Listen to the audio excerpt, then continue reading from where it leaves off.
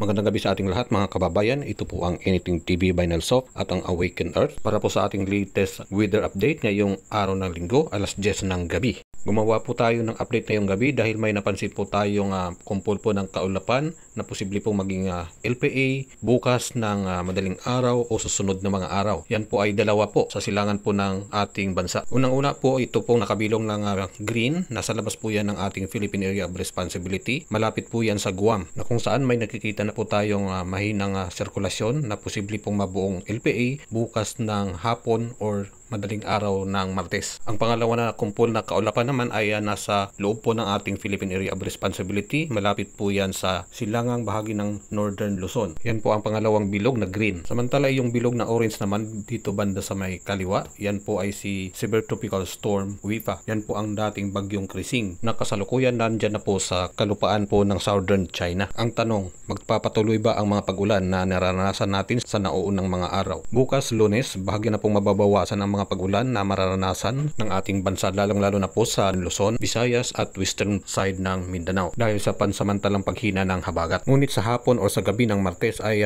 posible pong babalik po ang paglakas ng habagat at magdudulot na naman po ng mga pag-ulan. Dahil naman po sa paghatak ng dalawang LPA na posible pong magiging bagyo po sa susunod na mga araw. Kaya naman po mag-antabay, mag-subscribe sa ating YouTube o mag-follow sa ating Facebook. Shukran!